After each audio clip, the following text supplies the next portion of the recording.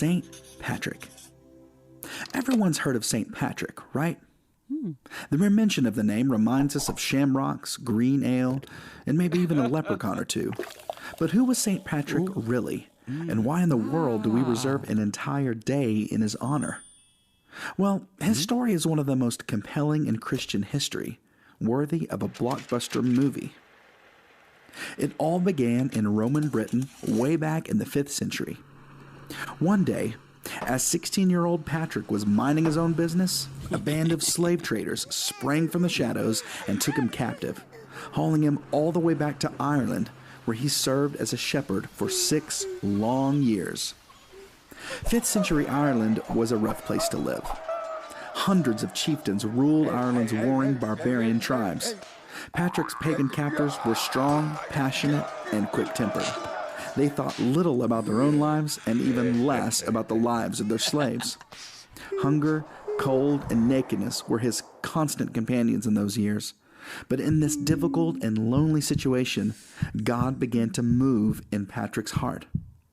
Though his father had been a deacon and his grandfather a priest, Patrick had never been serious about his faith.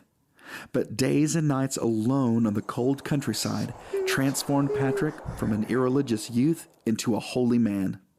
His trials forged in him a strong and hearty faith, something difficult to acquire back in the comforts of Roman Britain. He wrote once of that time, "I would pray constantly during the daylight hours. The love of God and the fear of him surrounded me more, and faith grew and the spirit was roused. So that in one day I would say as many as 100 prayers, and after dark nearly as many again." One night, after 6 years of slavery, God spoke to Patrick in a dream. "Your hungers are rewarded. You are going home. Look, your ship is ready." Immediately, he started for the nearest port, traveling over 200 miles on foot without being stopped. There he secured passage on a ship to Britain, another miracle for a runaway slave. After a harrowing month of travel by sea and land, Patrick made it home. He was back with his family, back in Britain, reunited with all things good and comfortable.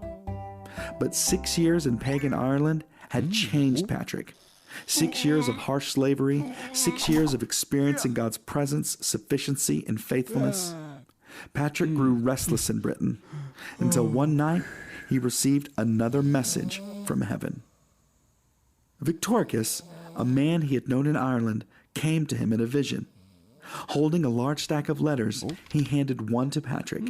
It read, "The Voice of the Irish." Suddenly, a multitude of Irish voices called out to him, "We beg you to come and walk among us once more."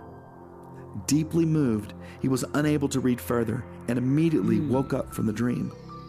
Christ continued to speak to him, and St. Patrick accepted his missionary calling as the Apostle of Ireland.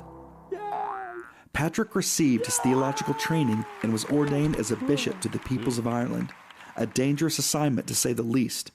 But the love God gave Patrick for the Irish far outweighed any concerns for safety. His humility, courage, and generosity endeared him to them, even as he boldly preached Christ and challenged injustice.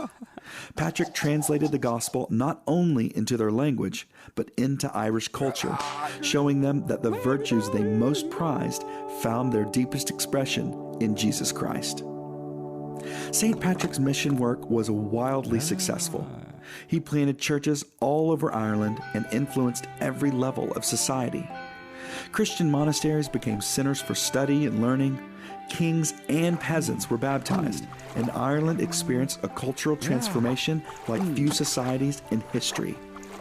By the year 461, the likely year of St. Patrick's death, Ireland had seen the extinction of the slave trade, violence and tribal warring drastically reduced, and virtually a whole nation converted to Christianity. As the Roman Empire was crumbling into chaos, Ireland was experiencing a renaissance of culture and learning, brought to them by the gospel of Jesus Christ and by a slave-turned-saint named Patrick.